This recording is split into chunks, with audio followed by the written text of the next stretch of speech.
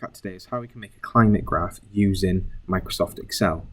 Now, a climate graph takes into account the rainfall in millimeters and the temperature in degrees Celsius of an area.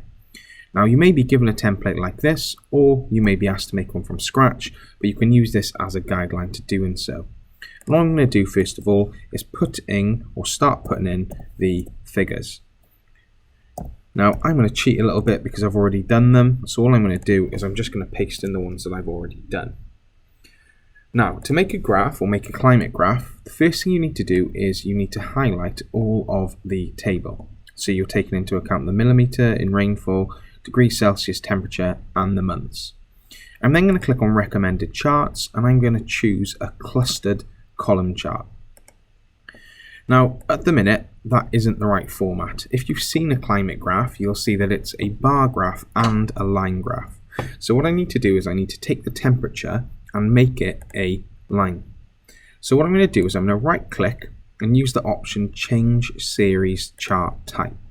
And what that's going to enable me to do is it will enable me to change the degrees Celsius to a line.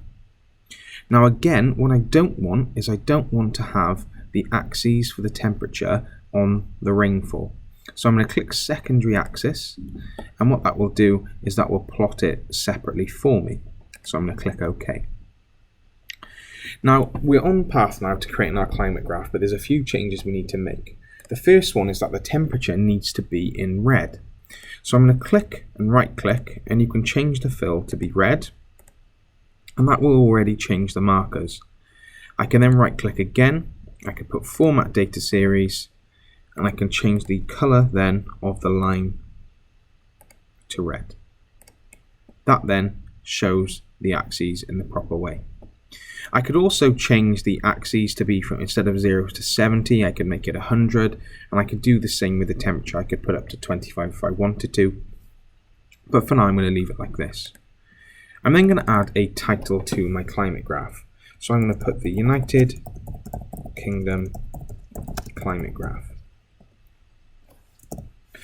Now, we know that it's millimeters and degrees Celsius, but what we want to do is just to make it a little bit easier for people to see, we want to actually label the axes.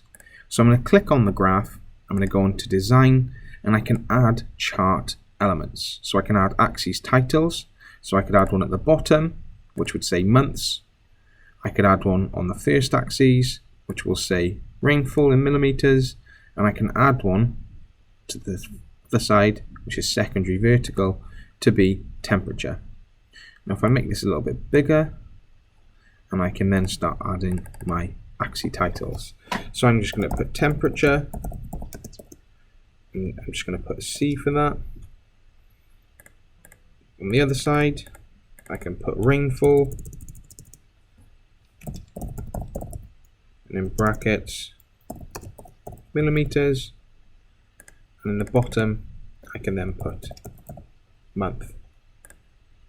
Now that there allows my climate graph to be formatted with a title and axes. And what we can also do is we have some blank areas over here where we can do a little bit of a data analysis. So we could find what the total rainfall across the year was. You could find out the total temperatures, but that's not necessarily going to be any use to you. But you can find the averages, the min and the maximum. Now to do this, I'm going to click in the cell underneath total. I'm going to go on to the options here. Now it might say auto sum on your computer. I'm going to hit the drop down, and for total I want to use the function sum. I'm going to click on sum, and then I'm going to highlight the values that I want to add up, and I can click enter, and that will give me the total rainfall. I can do the same then for the temperature.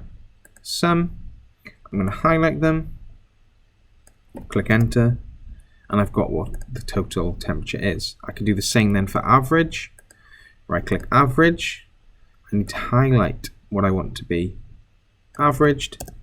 It's the mean average, by the way. I can do the same for the temperature,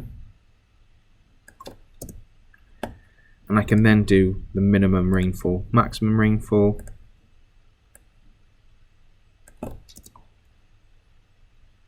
minimum temperature,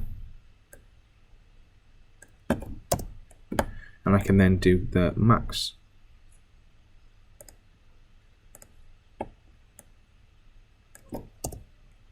And the reason I'm highlighting them is because, as you can see, if I click max here, it doesn't necessarily point me to the right things. So I'm just telling the computer that this is what I want to find the maximum of. Now, we've now got our United Kingdom climate graph. We've got all of the data and figures. We've also done a small data analysis.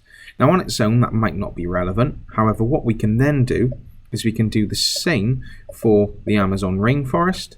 And what we can then do is we can compare what we have. So you might find that the total rainfall of the year is 612 for Britain. But then if we, for example, did very quickly the total rainfall for the Amazon rainforest, you'll find that it's a lot higher. And what those figures will allow you to do, and also what the graphs will allow you to do, is to take into account the differences to describe them.